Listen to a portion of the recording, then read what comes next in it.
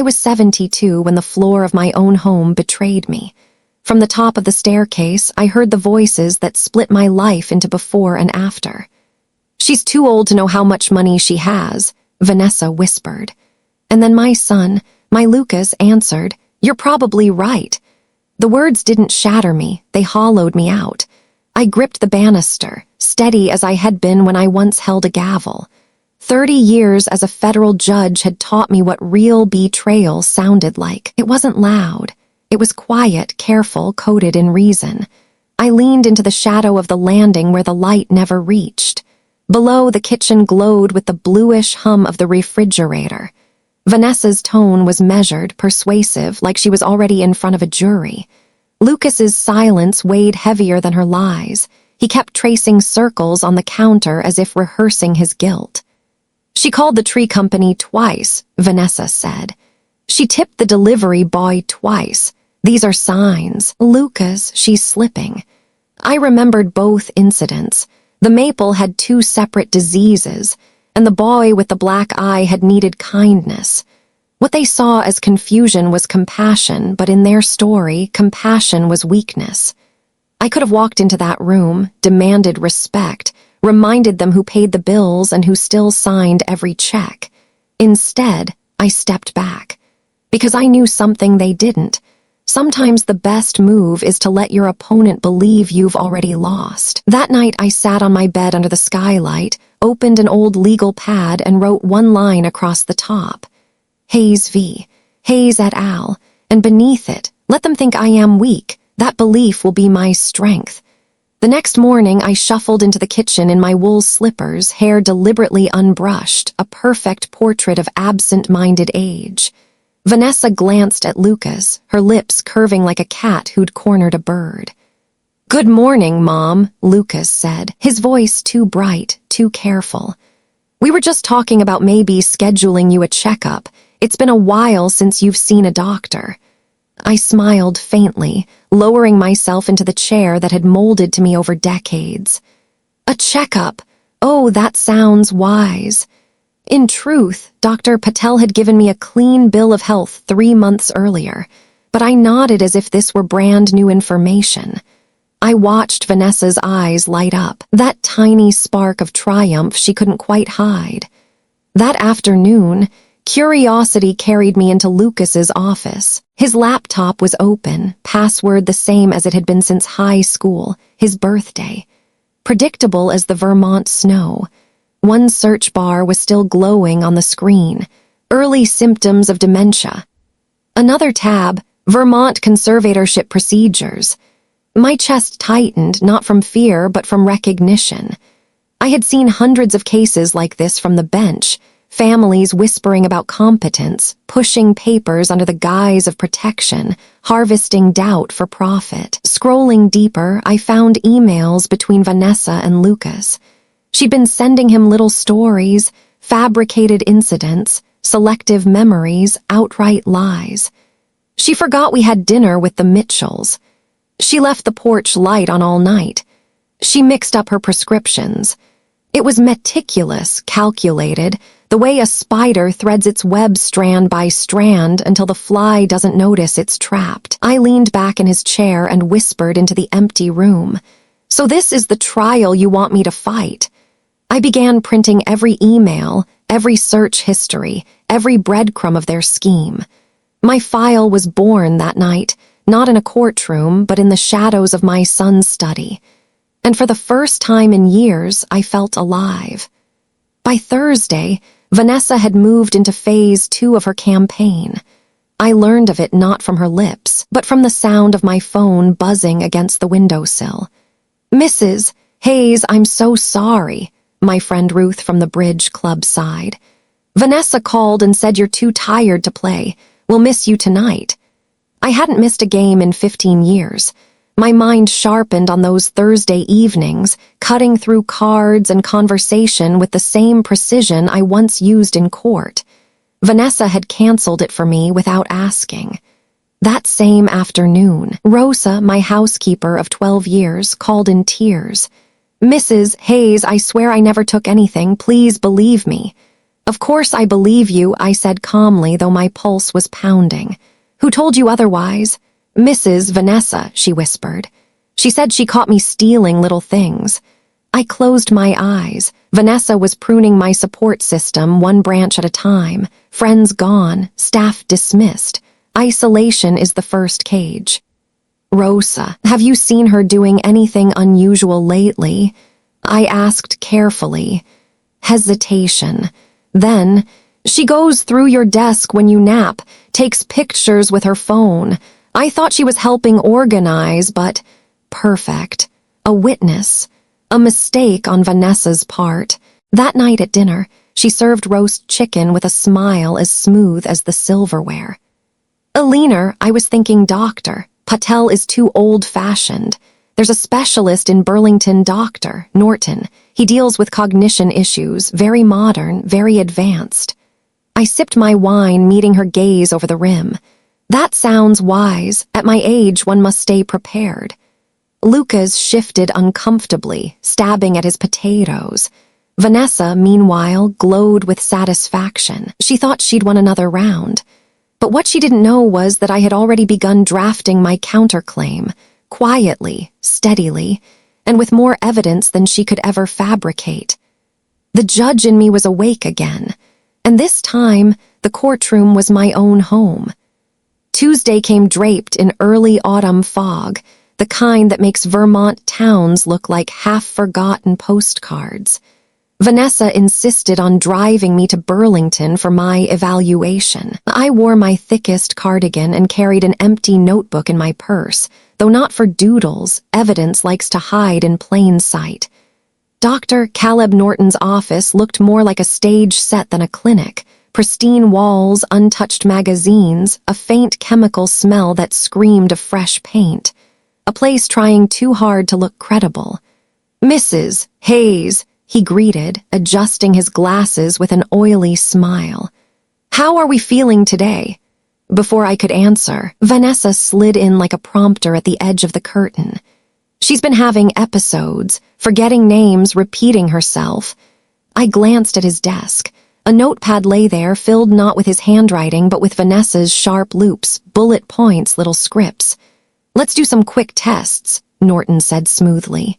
"Remember 3 words, apple, river, chair."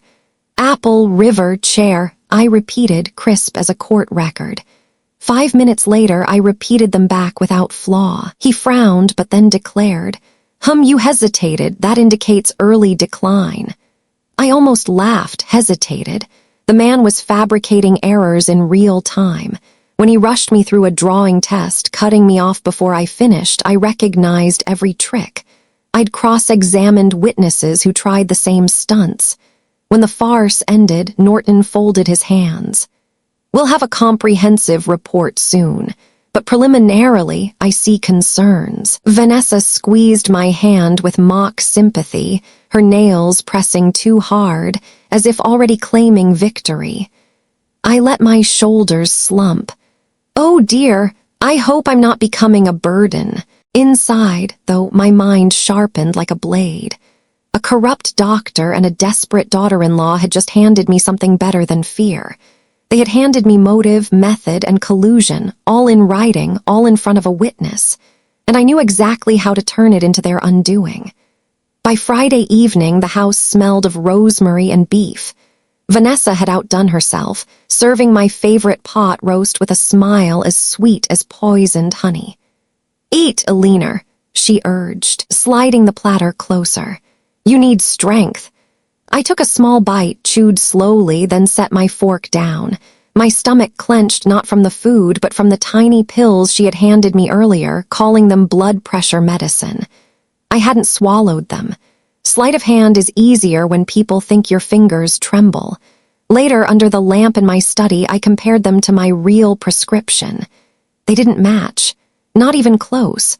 These were sedatives, enough to make a woman drowsy, foggy, unreliable. She wasn't content with words anymore. Vanessa was manufacturing the illness she claimed I had. Across the table, Lucas shifted uncomfortably. He saw only his mother pushing food around her plate, looking tired. Vanessa leaned in, rehearsed concern dripping from her tone. Maybe you should rest more, take your pills earlier.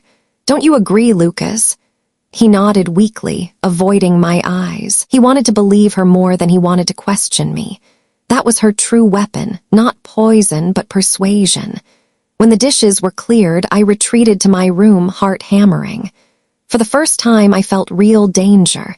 If she couldn't trap me with a fake diagnosis, she might try to create one with chemicals. And if that failed, an accident wasn't unthinkable. I picked up the phone and dialed a number I hadn't used in years. "Harold Grant," came the warm, steady voice of my old colleague.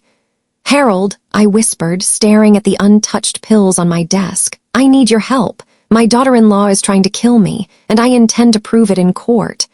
Harold didn't waste words. He never had.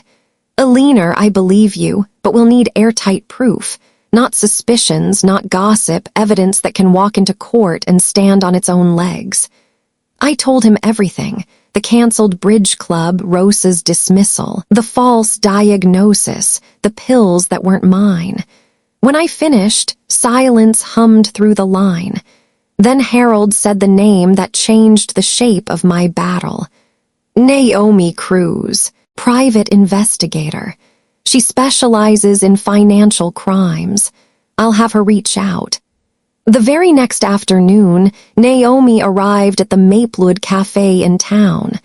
She was younger than I expected, early 30s, sharp blazer, sharper eyes. But she asked questions like a surgeon cutting close to the bone. "How much debt is Vanessa carrying? Do you have access to her emails? Any bank statements you can provide?" I slid a small folder across the table, papers I'd already copied from Lucas's laptop. Naomi's eyes flicked over the pages, her brow rising. "She's not just desperate, she's drowning. Foreclosure notices, overdue credit lines, maxed cards. I'd estimate close to $200,000 in debt." I let the number settle in the air like a gavel strike. Suddenly, Vanessa's obsession with my decline wasn't just greed, it was survival. She needed my assets like a drowning woman needs air. That evening, back at the house, I found my granddaughter Amelia curled in the den with her school tablet.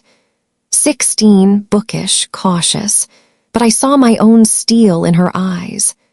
"Amelia," I began carefully, "I need to tell you something your stepmother never has. She isn't your mother by blood. She married your father when you were too young to remember otherwise." Her tablet slipped from her lap. She lied. "Yes, and now I need you to do something very important. Watch. Listen. If anything ever happens to me, if I get suddenly worse, or if there's an accident, you tell the police everything you know." Tears welled, but she nodded. "Grandma, I believe you. I'll protect you." For the first time in weeks, I felt something stronger than fear. I had allies, quiet ones, hidden ones, and with Harold and Naomi digging into Vanessa's debts, I knew the cracks in her carefully painted mask were about to spread. By Saturday evening, Vanessa was practically glowing. She announced a small family gathering to celebrate what she called a new chapter in Mom's care. The dining room was dressed like a stage. Candles lined the mantel, champagne chilled in silver buckets, and neighbors filtered in, whispering about how lucky I was to have such a devoted daughter-in-law. I played my part, shoulders slumped, smile fragile. Let them see what they wanted, a woman surrendering her independence with grace. But in my purse rested a folder thick with documents, the true script of the night. Vanessa tapped her glass with a fork, voice dripping sweetness. "Thank you all for coming. Tonight, Alina has agreed to transition into our care. It's a bittersweet moment, but love demands responsibility." Gasps of sympathy rippled through the room. Lucas nodded along, his face pale but compliant. Amelia stood in the corner, arms crossed, eyes burning. I rose slowly, leaning on the chair for effect. "Before I sign anything," I said, voice low but steady, "I have something to share." Vanessa's smile stiffened. "Of course, Mom, take your time." I placed the folder on the mantel and opened it. Inside are records proving I am, in fact, fully competent, certified by Dr. Elizabeth Harper at Boston Medical Center. I lifted the paper high enough for everyone to see the seal. Murmurs spread. And here, I continued, sliding out another sheet, emails between Vanessa and Dr. Norton arranging payment for a fraudulent diagnosis. Gasps turned into stunned silence. Vanessa's face drained of color. She reached for Lucas's arm, but he pulled away. "Rosa," I called softly. My old housekeeper stepped forward. "Tell them what you saw." Rosa's voice trembled but clear. "I saw Vanessa photographing Mrs. Hayes's papers. She said it was to help, but it wasn't right." I turned back to the room, standing straighter than I had in months. "You all came tonight expecting to witness my surrender. Instead, you're witnessing my defense." The folder snapped shut. The gavel had fallen. Vanessa didn't know it yet, but the trial she thought she was winning had just begun, and I was the judge once more. The silence after Rosa's words was louder than any verdict I'd ever given. Faces around the room shifted from pity to suspicion. Neighbors who once praised Vanessa's devotion now avoided her eyes. Lucas stood frozen, his fork still in hand, as if the meal itself had betrayed him. "Vanessa, is this true?" His voice cracked like thin ice. Vanessa's mask slipped for the first time. "They're lies, all of them. Eleanor is confused, Rosa's disgruntled, and this," she snatched for the folder, "is fabricated." But I pulled it back before her fingers touched the leather edge. "Careful," I warned softly. "Evidence doesn't like fingerprints." At that cue, Harold Grant stepped from the doorway, crisp suit and sharper presence, announcing himself not as my old friend, but as my attorney. "Mrs. Hayes has already filed these documents with the Vermont Attorney General's office. Tonight is simply for clarity and witnesses." The air changed. The party wasn't a celebration anymore, it was a courtroom. Vanessa's face twisted. "Lucas, say something. She's manipulating you." But Lucas finally looked at me. Not with doubt, but with horror dawning in his eyes. "All those things you told me, you made me believe my own mother was losing her mind." Amelia stepped forward, voice shaking but brave. "She lied about being my mom, too. Grandma showed me the papers." The room erupted. Conversations overlapped, neighbors whispering, colleagues staring, Rosa whispering prayers under her breath. Vanessa's kingdom of control crumbled in real time. For the first time, I saw fear, not anger, in her eyes. She realized she'd lost her jury. I leaned closer, my voice just for her. "You thought age made me weak, it made me patient." Then I straightened, raising my glass to the room. "To truth," I declared. The toast was met with stunned silence, and in that silence, Vanessa's carefully spun web finally snapped. Within 48 hours of that gathering, the walls of Vanessa's empire began to cave in. The next morning, uniformed officers came to my door, not for me, but for her. They walked her out in handcuffs as neighbors peeked from behind curtains, whispering the way small towns do when justice arrives at dawn. The charges rolled in like an avalanche: elder abuse, financial fraud, conspiracy to obtain assets under false pretenses. And once the lab confirmed what I already knew about those pills she'd slipped into my dinner, the word attempted poisoning was added to the list. Lucas came by that night, hollow-eyed, a man suddenly aware he'd built his life on sand.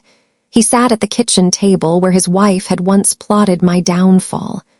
"Mom," he said, voice raw, "I don't know how to make this right." I poured him coffee with the same steady hands that had carried me through decades on the bench.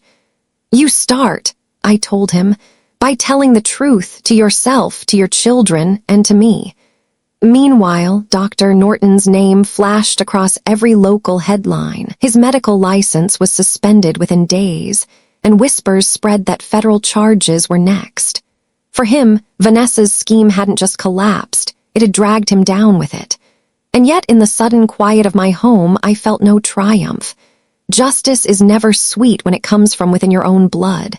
What I felt was colder, steadier, relief. Relief that my independence was still mine, that my grandchildren would not grow up believing lies about their grandmother. That night, as Amelia helped me stack the evidence folders into neat boxes for Harold's office, she asked, "Grandma, were you ever afraid?" I looked at her, my last, best witness, and answered honestly. "Terrified. But fear, darling, is only dangerous when it stops you from moving. I let it push me forward." And in that silence, I knew the real trial was over, but the rebuilding was only beginning. The courthouse in Montpelier smelled of old wood and sharper truths. Reporters crowded the steps, their cameras flashing as Vanessa was escorted inside in cuffs. I watched from a bench across the street, coat wrapped tight, not as a victim, but as a witness waiting for the system I once served to do its work. Inside, the preliminary hearing unfolded like a play I'd already read. The prosecutor listed the charges: elder abuse, financial exploitation, fraudulent medical conspiracy, attempted poisoning. Each word was a nail sealing the coffin of Vanessa's scheme. Dr. Norton, pale and sweating, sat slumped at the defense table, his career reduced to ash. When the judge asked if the accused understood the charges, Vanessa's voice broke for the first time. "Not guilty," she whispered, though even she sounded unconvinced. Lucas sat behind her, his face a battlefield of shame and disbelief.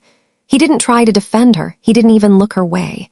His eyes found me instead, searching for a signal that forgiveness was possible. I gave him none. Not yet. Forgiveness is earned, not begged. After the session, Harold joined me on the courthouse steps. "They've got more than enough, Alina. Financial records, medical fraud, those pills you saved. This will end with prison time." I nodded, but the weight on my chest didn't lift. Justice had been served in the legal sense, yes. But the deeper reckoning wasn't about Vanessa or Norton. It was about Lucas, my son, who let doubt take root in his heart so easily. That night at home, he knocked on my door. His voice cracked like it hadn't since boyhood. "Mom, I don't deserve your forgiveness, but I'll spend the rest of my life trying to earn it." For the first time in months, I let him sit beside me. "Then start by listening, Lucas. And this time, don't let anyone else tell you who your mother is." The law was delivering its verdicts. Now it was time for the family to face ours. The trial dates were set, and the town buzzed with gossip, but the storm inside my own house was quieter, heavier. Lucas, my son, my betrayer, my only child, moved like a ghost through the rooms. For weeks he barely spoke, as though every word might shatter what little we still had left. One evening, he stood in my study doorway, the same room where Vanessa had once rifled through my papers. "Mom," he began, his voice thin. "I don't know how I could have believed her over you." I closed the folder I'd been reviewing and looked up. His face was lined with regret, older than his 45 years. "You didn't just believe her, Lucas," I said quietly. "You let her build a story about me and never once asked if it matched the woman you knew." His shoulders sagged. "She made it sound like I was protecting you, that I was being a good son." "That's the cruelty of manipulation," I replied. "It dresses betrayal in the clothes of duty." He sat down, eyes glistening. "Do you hate me?" The question landed like a stone in water. I thought of the nights I'd rocked him as a child, the days I'd watched him graduate, the phone calls that dwindled when Vanessa entered his life. Did I hate him? No. But did I trust him? Not anymore. "I don't hate you," I said slowly. "But trust isn't a gift, Lucas. It's a bridge. You helped burn it. If you want it rebuilt, you'll need to pick up a hammer." For a long moment, silence filled the room. Then, softly, "Tell me where to start." I pushed a folder toward him, the one detailing every fraudulent withdrawal Vanessa had made under his name. "Start by facing what you ignored. Learn how deep it went, and then decide if you want to live in truth or in someone else's lies again." Lucas picked up the folder with shaking hands, and for the first time since this nightmare began, I saw not guilt but resolve flicker in his eyes. It wasn't forgiveness yet, but it was the first brick on that bridge. News travels fast in Vermont, but scandal travels faster. Within a week of Vanessa's arrest, every newspaper from Montpelier to Boston carried the headline, "Judge Emerita targeted in elder abuse scheme." My face, once reserved for courtroom portraits, now stared from front pages as the woman who caught her own abuser.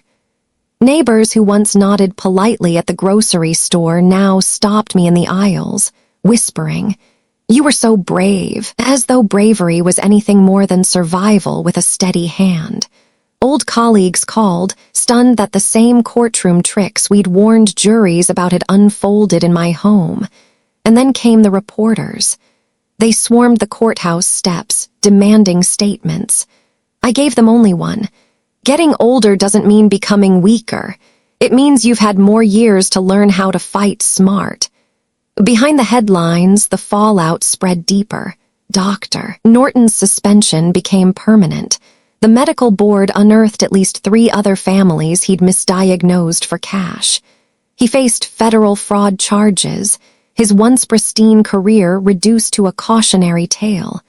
For Lucas, the storm was personal.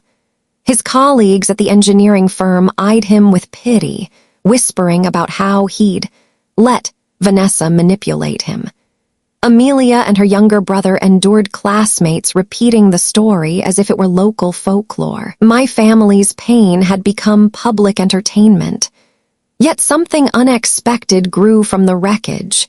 Letters began to arrive, handwritten notes from strangers, phone calls from seniors across the state. "My daughter keeps telling me I'm confused. My nephew wants me to sign over my property. I thought I was alone." I sat at my kitchen table, piles of envelopes around me, realizing this wasn't just my battle. It was a pattern, a quiet epidemic hiding in polite living rooms. One night, as I sifted through letters by lamplight, Amelia placed her hand on mine. "Grandma," she whispered, "you can help them, can't you?" I looked into her earnest eyes and felt something shift. My story wasn't only about survival anymore. It was about making sure no one else had to fight this war alone.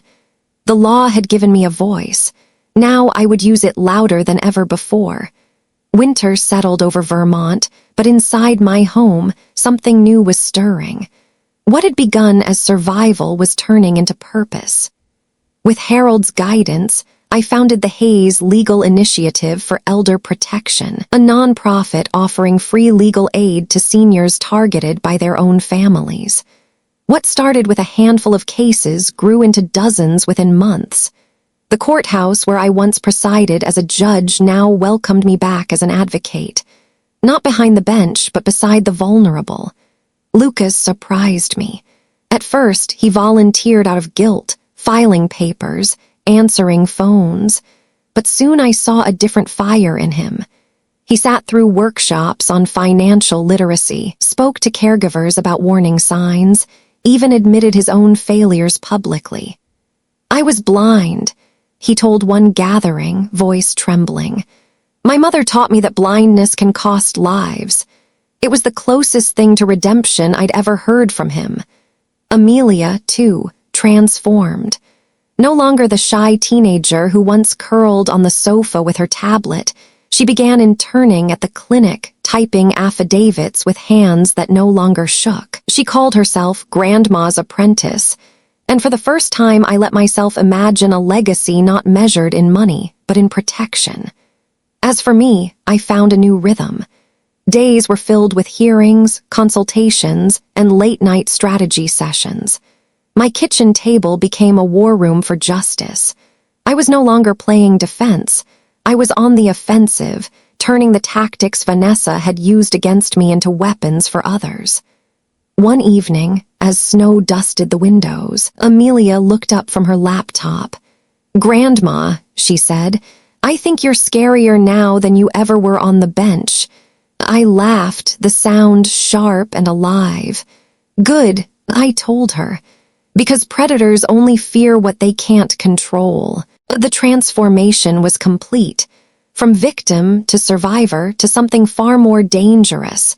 an old woman who had rediscovered her power and who now wielded it not just for herself, but for everyone who had been silenced. And that, I realized, was the true verdict of my story. By spring, the clinic outgrew my dining room. We rented a brick office in downtown Montpelier, its windows tall and stubborn against the wind. A brass plaque read, "Hayes Foundation, Protecting Seniors' Rights." What I hadn't expected was how far the ripples would travel. Calls came not just from Vermont, but from Maine, New Hampshire, even as far as Pennsylvania. Elder abuse had always been whispered about behind lace curtains. Now people spoke it aloud because they saw a woman like me stand up and win. Harold coordinated the legal arm, Naomi trained young investigators, and Lucas, my son who once doubted me, began speaking at community centers. He told packed rooms how easily love can be manipulated into blindness. His shame became testimony, and strangely, people trusted him for admitting his weakness. Amelia launched a youth outreach program called Listen First, teaching teenagers to hear their grandparents before assuming frailty. Watching her command a classroom with calm authority made me prouder than any courtroom victory. Then came the media storm. A Boston station aired a feature on our work, calling me the judge who refused to fade. The segment went viral. Overnight, donations poured in, enough to open satellite offices in 3 more towns. My story was no longer mine. It had become a banner for others to rally under. One afternoon, I testified before the Vermont Senate Committee. The chamber was hushed as I raised my voice. Age does not erase competence. It amplifies it. The law must recognize that financial predators often share the victim's last name. The applause that followed wasn't polite, it was thunder. That evening, Amelia hugged me. "Grandma, you've started a movement." I looked out at the lights of Montpelier glowing against the dark hills. Once, I thought survival was my victory. Now I understood the truth. Survival was only the seed. Expansion, the spreading of protection, awareness, and power, was the harvest. And the field was only just beginning to grow. 14 months after the night I first overheard Vanessa's whisper, I stood once more in a courtroom, not as a judge, not as a victim, but as a witness to justice fulfilled. Vanessa was sentenced to 12 years in federal prison. Dr. Norton received 6. Their names would forever be etched into the record not as victors, but as warnings. Lucas sat beside me, older in the eyes, humbler in the heart. Amelia squeezed his hand. For the first time in years, I saw my family without shadows. We were scarred, but still standing. Life in Vermont returned to its rhythms: snowfall, maple harvest, the steady tick of the grandfather clock in my hall. But I was no longer just a leaner Hayes, retired judge. I was founder of a movement, advisor to lawmakers, a grandmother who had transformed betrayal into a beacon for others. Letters still arrived daily, stories of sons, daughters, nieces, and nephews who thought age meant weakness. I answered each one, reminding them, "Your voice matters, use it." One summer evening, I sat on the porch while Amelia read aloud from a newspaper that called me the woman who made elder justice a national priority. I laughed. Titles never mattered much to me. What mattered was that predators now thought twice before targeting those who'd lived long enough to know every trick in the book. As the sun sank behind the green mountains, Amelia asked, "Grandma, what's the secret? How did you stay strong when everyone thought you were finished?" I looked at her, then out at the horizon painted in fire. "Because, darling, I remembered who I was. Age doesn't strip you of power, it sharpens it. It doesn't silence you, it teaches you when to speak, and it doesn't make you harmless, it makes you patient." I smiled, sipping my tea. And patience in the long game wins everything. The wind stirred the hemlocks, the house fell quiet. For the first time in a long time, so did my heart. The battle was over. The legacy had just begun.